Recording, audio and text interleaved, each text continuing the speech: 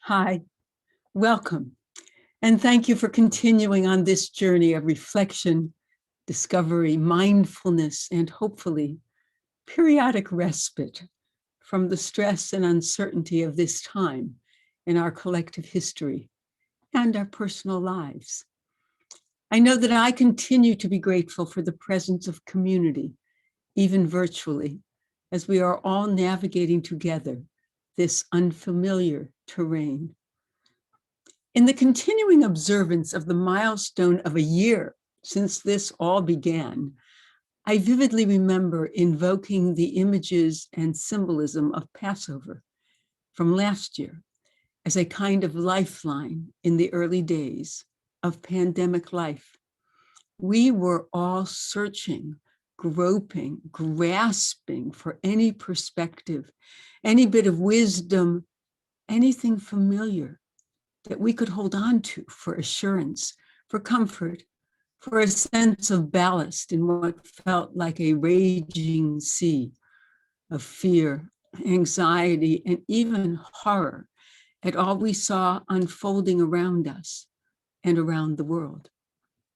For many of us, Passover or Pesach seemed to take on greater, or at least more immediate meaning than it ever had before. The concepts of restriction, of constriction, of enslavement, and the hope for liberation, for emerging from the narrow straits of a new kind of Egypt into a dreamed for freedom, struck us with its truth and its power. Here was a narrative that we knew well, that we understood, that we had recited so many times in our lives, it hardly registered anymore. And yet, it seemed to promise the very assurance that we so desperately craved. Before continuing, let's take that moment, that break to breathe, that we know comes at least once a week when we gather. So let's take our meditative positions with our feet firmly planted on the floor or on the ground if you happen to be outside. Today, when I'm doing this, is quite beautiful.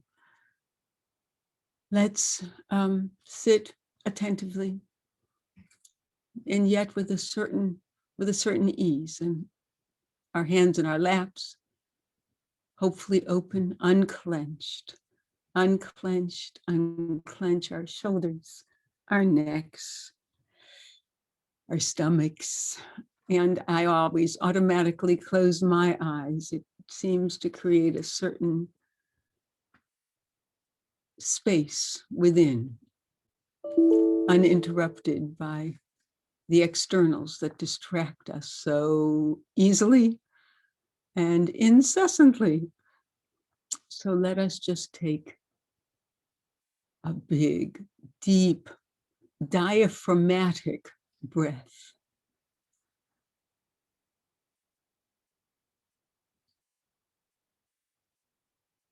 Let us feel it filling us up.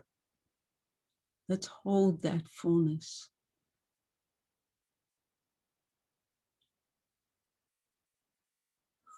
And then let us let it go.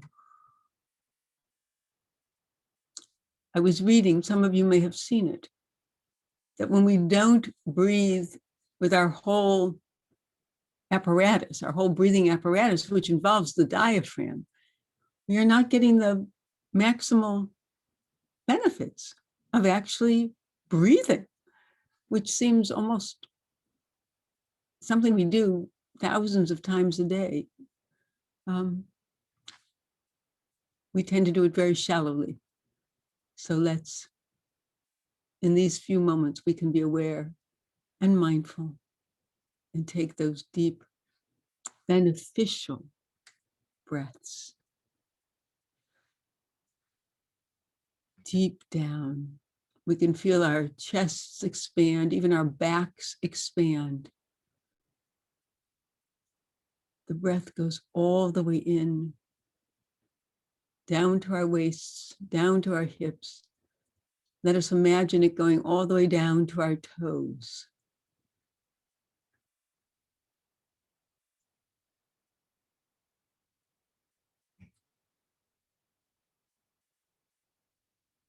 And after a few seconds of holding,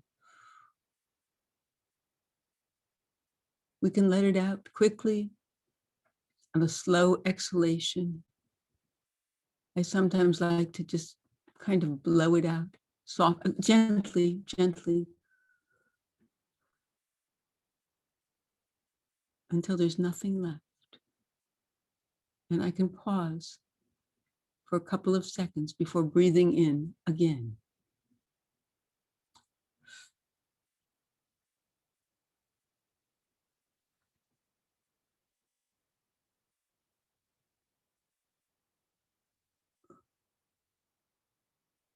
And especially as we exhale,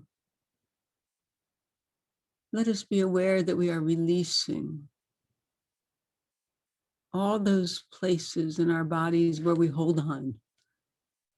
We hold on for dear life, especially when we're not sure what else to hold on to.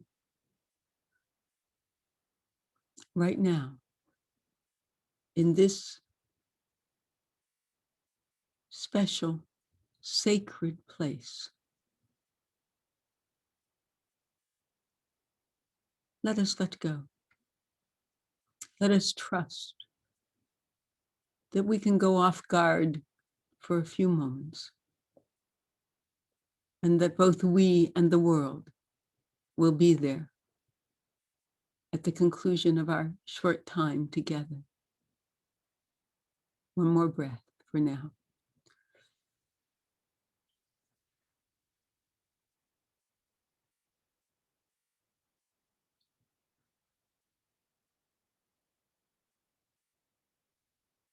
And again, if you find that this breathing induces yawning, that is proof positive you're doing it. There's no wrong, but you're certainly doing it right if you begin to yawn. It means you're using all the muscles that we are meant to use, and you are letting go. And just trusting this moment.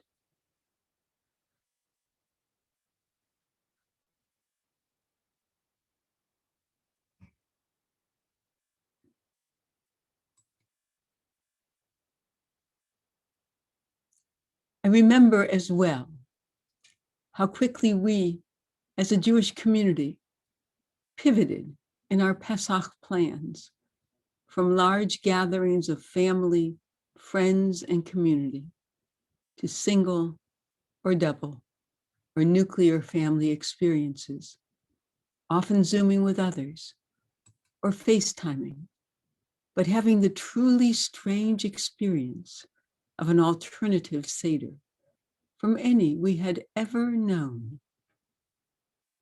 As we adjusted, as we conducted our very small Seders, we voiced the hope of the Haggadah's last page, next year, in a Jerusalem of normalcy, of in-person gatherings, of shared ritual and food and laughter and singing, and all of the elements that make the Seder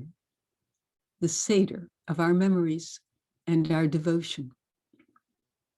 And here we are again, a bit closer to liberation than we were last year, but we have not yet reached the opposite shore. We could not imagine at that time that this would last a year, and that many of our gatherings would still be virtual or partially virtual this year. We know that this will not last forever, but we also know in a visceral, deeply lived way that the Passover story is our life's story. It is our faith's story. It is the universal, eternal, human story. It is what our tradition has been teaching us since our very beginning. It is why the Exodus narrative is so powerful and annually reenacted as well as invoked daily in our prayers. It is why the Exodus narrative has been adopted by every oppressed people and resonates in every person's most challenging moments and difficult experiences. Our lives are a constant dance of highs and lows, of light and dark, of expansive, liberated moments of actualization and self-determination, and times of constriction, when we feel entirely bound by the realities of our lives.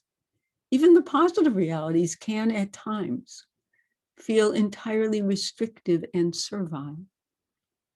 But we continue to strive, to emerge, to ascend from whatever depths of difficulty in which we find ourselves, to a vision of redemption, of a full realization of our human creativity and ability. Let us take another couple of moments, breathing in that liberation, that aspiration to full realization of everything we are, of everything we sense we could be.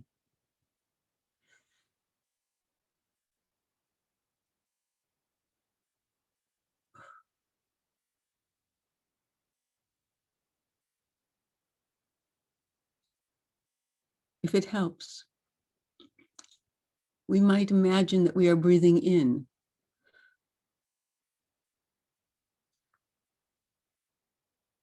that power, that positiveness, that best image of who we are and what we still wish to be. And let us breathe out the restrictions, the no's that we self-impose so many times, the limitations on our abilities, on our own expansiveness, on our own fullness as people, as creatures of God, as creations of God.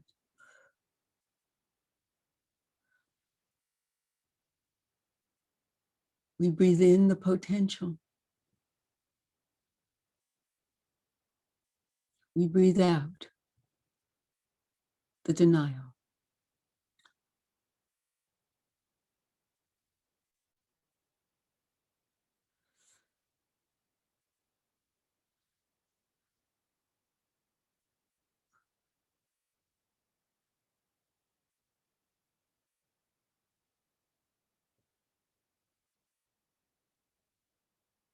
We may feel the breathing patterns change as we settle in.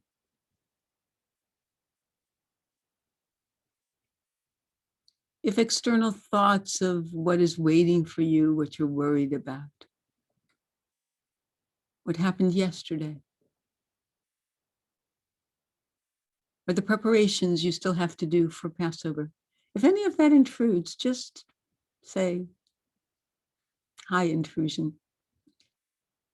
I'm going to let you go for now. Just notice it. Let it go. Return to the comfort of breathing, to the comfort of knowing that right here, right now, this is where we are.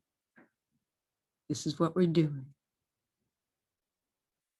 Nothing else exists except this very moment.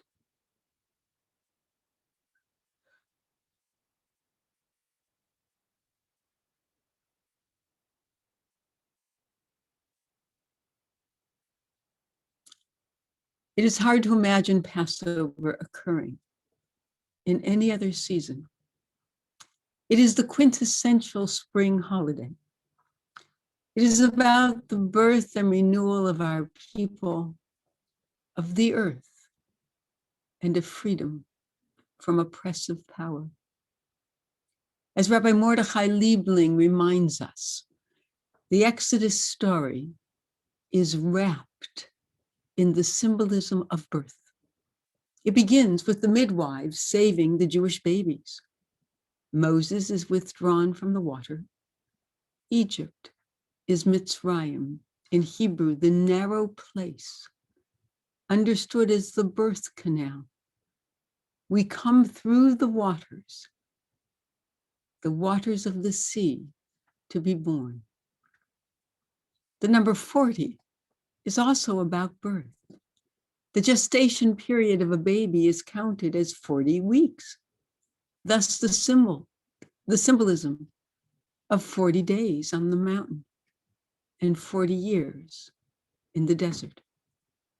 The gestation of something new. The Exodus is about our birth.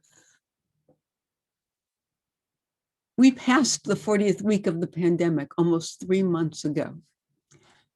Nevertheless, as I have indicated in previous weeks, I believe this entire period has already and will continue to produce new ways of thinking, of doing, of acting. We are just beginning to see in ways we cannot yet imagine. Pesach is the perfect time for each of us to take inventory. What are the constrictions of our lives, both COVID related and having nothing to do with the pandemic, from which we wish to free ourselves?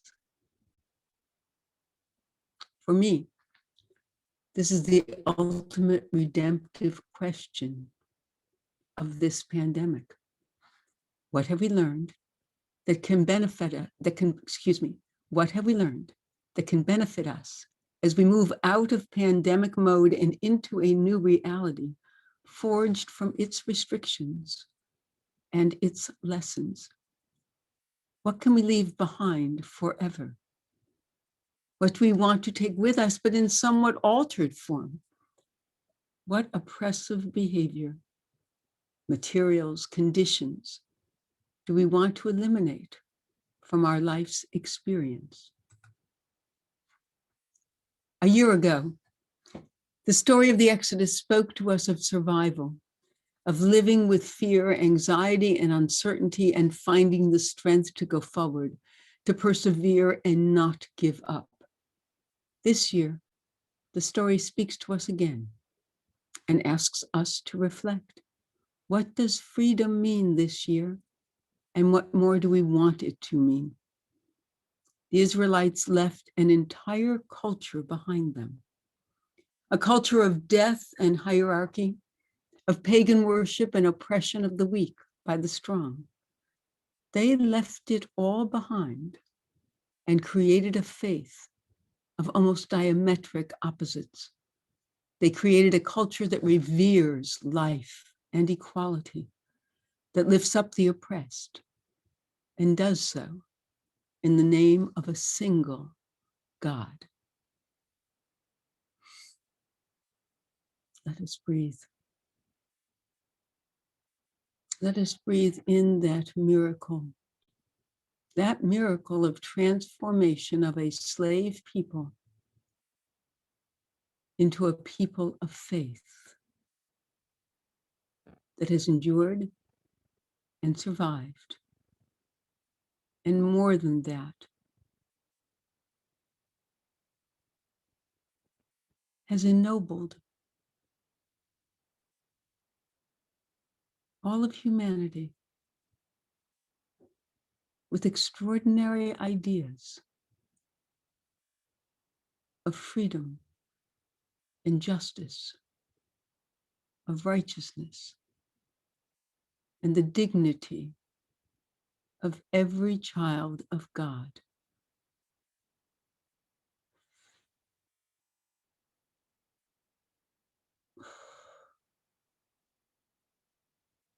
Let us breathe in who we are and what we represent.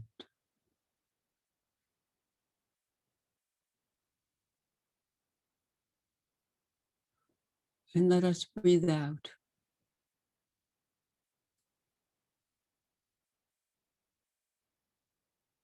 the enslavements that each of us carries. the small restrictions, the rules, the baggage. We all carry it.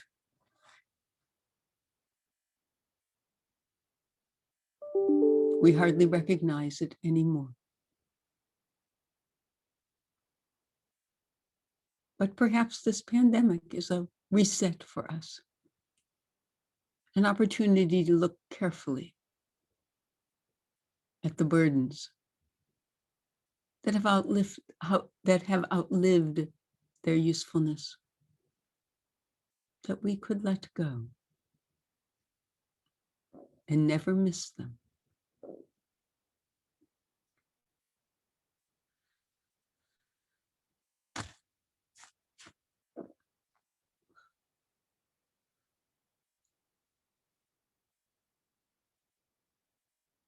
There is one more thought with which I would leave you before we actually conclude. There are many teachings in our tradition that identify chametz, what we call leavened, anything that is leavened, that identify that with excess, with pomposity, with ego and ostentation, with a puffing up from the inside. While the lowly matzah is identified with simplicity, with basics, with necessity, rather than conspicuous consumption. We have all lived more simply during this last year than we might have under normal circumstances. As we eat the humble matzah at our Seder tables, and during this upcoming festival of freedom, may we be inspired to live our lives according to our most basic, uncomplicated, decent values, and the simplicity that speaks to our noblest and best aspirations. With those thoughts in mind, let us spend another moment in the haven of breathing before we officially conclude.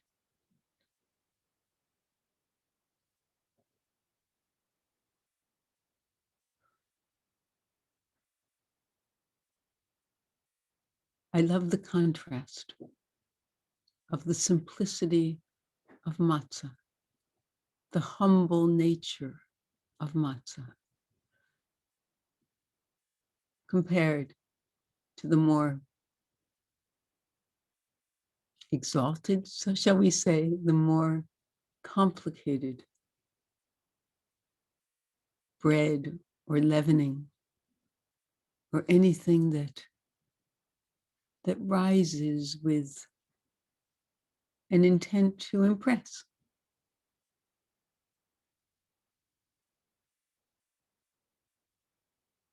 Leavening in and of itself can be mercurial. Sometimes it works, and sometimes it doesn't. But the matzah is always what it is: flat, humble, portable, breakable, simple.